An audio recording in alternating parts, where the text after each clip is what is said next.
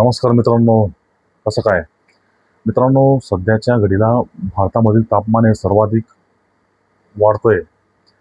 45 अंश ते 45 डिग्री अंशापेक्षा काही ठिकाणी याची नोंद झाली आहे. तर याच्या काही गोष्टी कारणीभूत निसर्ग आहे का? तर नाही. तर याला कारणीभूत आपण स्वतः आहोत. आपण निसर्गाची काळजी न घेणं, बेसुमार वृक्षतोड करणं, प्लस सिमेंटचा अतिवापर करणं, अशा काही काही गोष्टींमुळे या ग्लोबल वॉर्मिंगच्या सारख्या गोष्टी आपल्याला बघायला मिळतात. मित्रांनो, 2025-2026 हे सर्वाधिक उष्णतेचं गणलेलं वर्ष आपण या ठिकाणी बघू शकतो. आणि आपण भारतामध्ये काही ठिकाणी तर इतकी उष्णता दाट पडली की उष्माघातामुळे सर्वसामान्य कुटुंबातील व्यक्तींचा हा फार वाईटरित्या मृत्यू झाला. तर याला कारणीभूत आपणच आहोत मित्रांनो. तर त्यामुळे आपण घेऊन आलो आहे ग्रीन ॲक्शन एक संस्था. ही संस्था बेसिकली पर्यावरणाच्या संवर्धनासाठी, पर्यावरणाच्या रक्षणासाठी काम करणारी संस्था आहे.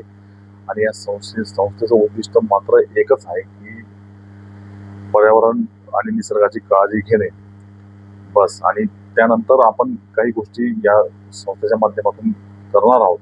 तर मित्रांनो, मला तुम्ही कळवा की आपण मला तुम्ही कमेंट्समध्ये सुचवा की काही गोष्टी आपण काय करता येईल, नाविन्यपूर्ण अजून काय करता येईल की जेणेकरून आपण पर्यावरणाचं रक्षण आपल्याला करता येईल. या ठिकाणी पर्यावरणाचा मी ध्यास घेतलेला आहे मित्रांनो, आणि तुम्ही देखील या चळवळीमध्ये सहभागी व्हा. या ठिकाणी कोणी कोणाचा मालक नसून आपण सर्व एकजूट होऊन एक वज्रमूठ तयार करून भारताच्या येणाऱ्या पिढींसाठी जे एन्व्हायरमेंट हे स्टेबल ठेवण्यासाठी या ठिकाणी काम करणार आहोत. तर मित्रांनो, मला कळवा आणि या चळवळीत जास्तीत जास्त व्यक्तींनी सहभागी व्हा. युवकांना माझं आवाहन आहे की तुम्ही जास्तीत जास्त करून या चळवळीशी जोडा आणि येणाऱ्या काळात आपल्या पुढच्या पिढीला एक चांगलीरित्या एक वातावरण निर्माण होईल असं आपण करणार आहोत.